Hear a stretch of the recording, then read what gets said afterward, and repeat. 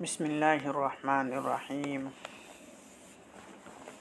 آج تجوید کورس کا تیسرا سبق ہے، سبق نمبر 3، چوتھا لمحہ مخارج کے بیان میں جاننا چاہیے کہ جن موقعوں سے حرف ادا ہوتے ہیں ان کو مخارج کہتے ہیں، اور مخارج جمع ہے مخرج کا۔ مخرج کا لغوی معنی نکلنے کی جگہ کی ہے، اور اصطلاح اہل فن میں جس جگہ سے حرف نکلتے ہیں اس کو مخرج کہتے ہیں۔ حرف کا لغوی معنی طرف اور کنارہ کی ہے، اور اصطلاح اہل فن میں هو صوت يعتمد على مخرج محقق أو مقدر. هو صوت يعتمد على مخرج محقق أو مقدر، یعنی حرف وہ آواز ہے کہ رک جائے کسی مخرج محقق یا مقدر پر، اور حروف کل 29 ہیں۔ ان حروف کی مخارج 17 ہیں، وہ یہ ہے۔ مخرج نمبر 1، جوف دہن، یعنی منہ کے اندر کا خلا، اس سے حروف مدہ ادا ہوتے ہیں، مثل المغضوب، نستعین، صراط۔ ان تینوں حرفوں کو باعتبار مخرج حروف مدہ جوفیہ اور ہوائیہ بھی کہتے ہیں۔ مدہ اس لیے کہتے ہیں کہ ان حروف میں مد ہوتا ہے، جوفیہ اس لیے کہتے ہیں کہ یہ حروف جوف دہن سے ادا ہوتے ہیں، اور ہوائیہ اس لیے کہتے ہیں کہ یہ حروف ہوا سے تمام ہوتے ہیں۔ مخرج نمبر 2، اقصائے حلق، اس سے حمزہ اور ہا ادا ہوتے ہیں۔ مخرج نمبر 3، وسط حلق، اس سے عین اور حا ادا ہوتے ہیں۔ مخرج نمبر 4، ادنائے حلق، اس سے غین اور خا ادا ہوتے ہیں۔ ان 6 حرفوں کو باعتبار مخرج حروف حلقیہ کہتے ہیں۔ حلقیہ اس لیے کہتے ہیں کہ یہ حروف حلق سے ادا ہوتے ہیں۔ حلق کا معنی گلا کی ہے۔ حروف حلقی 6 ہیں جو اس شعر میں جمع ہیں۔ حرف حلقی 6 سمجھ اے نور عین، حمزہ ہاؤ حاؤ خاؤ عین غین۔ مخرج نمبر 5، لحاظ کے قریب زبان کی جڑ اور اس کے مقابل اوپر کا تالو، اس سے قاف ادا ہوتا ہے۔ مخرج نمبر 6، قاف کے مخرج سے ذرا نیچے منہ کی طرف ہٹ کر اس سے کاف ادا ہوتا ہے۔ ان دونوں حرفوں کو باعتبار مخرج حروف لحاتیہ کہتے ہیں۔ لحاتیہ اس لیے کہتے ہیں کہ یہ حروف لحاظ کے قریب سے ادا ہوتے ہیں۔ لحاظ کا معنی کوئی کے ہے۔ مخرج نمبر 7، وسط لسان اور اس کے مقابل اوپر کا تالو، اس سے جیم، شین یا غیر مدہ ادا ہوتے ہیں۔ ان تینوں حرفوں کو باعتبار مخرج حروف شجریہ کہتے ہیں۔ شجریہ اس لیے کہتے ہیں کہ یہ حروف شجر لسان سے ادا ہوتے ہیں۔ شجر کا معنی درمیان کی آتی ہے۔ فائدہ، آگے جو مخارج آتے ہیں ان میں بعض دانتوں کے نام عربی میں آئیں گے، اس واسطے پہلے ان کے معنی بتلائی دیتا ہوں۔ جاننا چاہیے کہ 32 دانتوں میں سے سامنے کے 4 دانتوں کو ثنایا کہتے ہیں، 2 اوپر والوں کو ثنایا علیہ اور 2 نیچے والوں کو ثنایا سفلی کہتے ہیں۔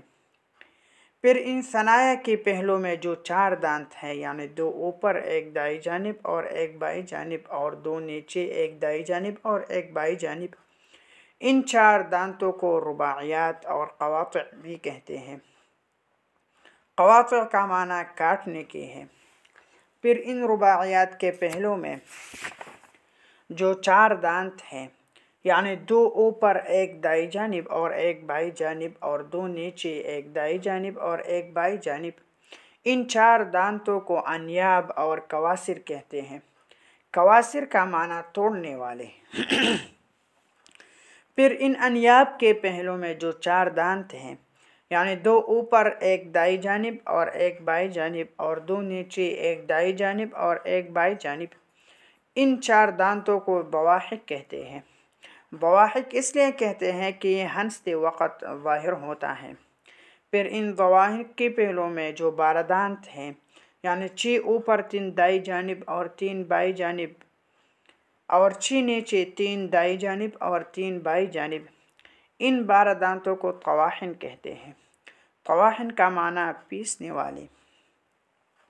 پھر ان طواحن کے پہلو میں یعنی بالکل آخر میں جو 4 دانت ہیں، یعنی 2 اوپر ایک دائیں جانب اور ایک بائیں جانب اور 2 نیچے ایک دائیں جانب اور ایک بائیں جانب، ان 4 دانتوں کو نواجذ کہتے ہیں۔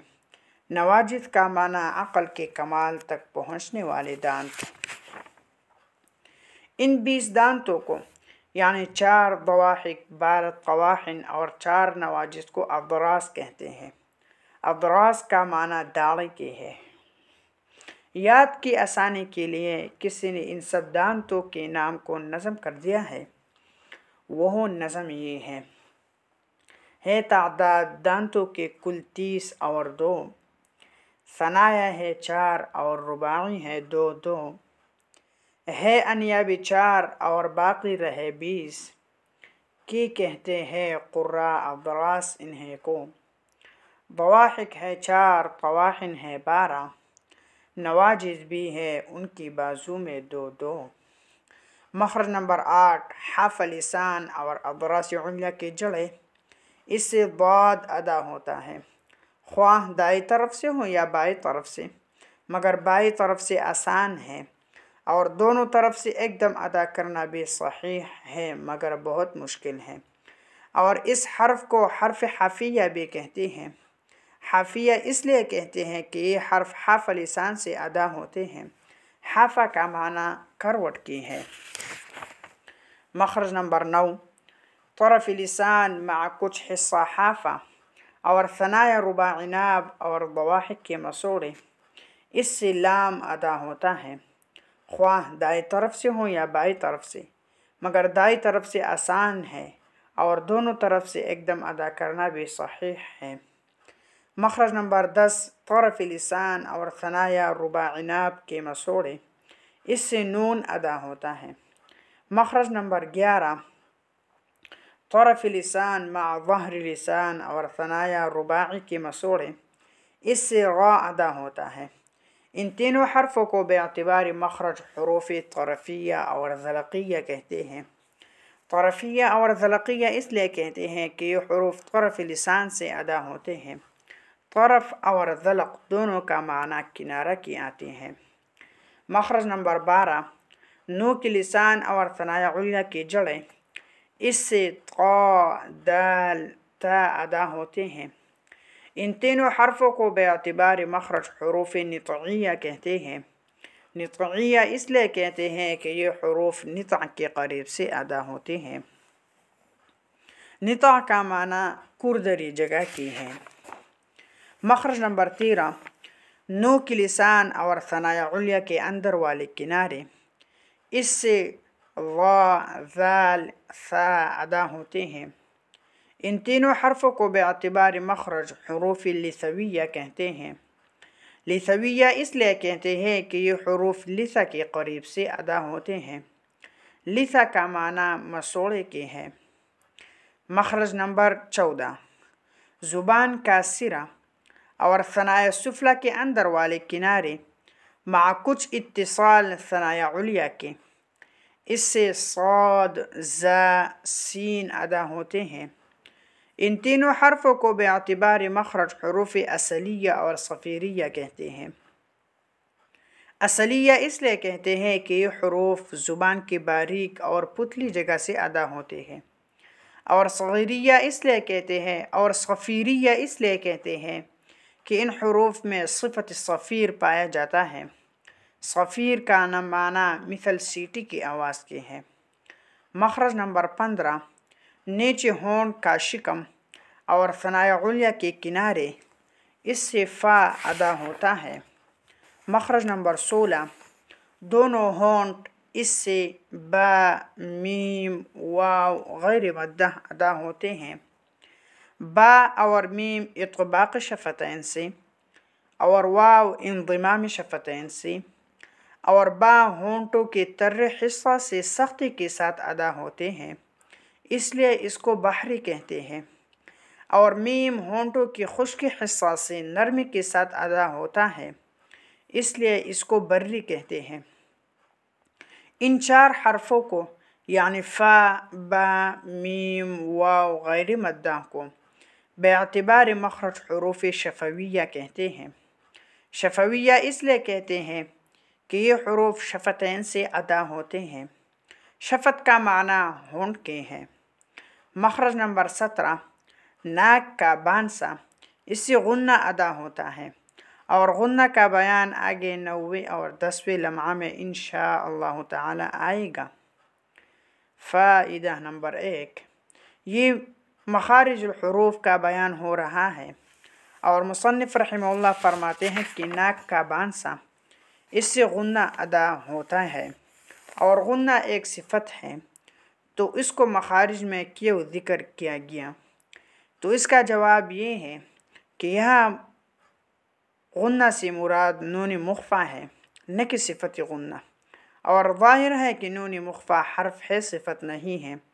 مطلب یہ ہے کہ یہاں ذکر صفت کا ہے مگر مراد حرف ہے۔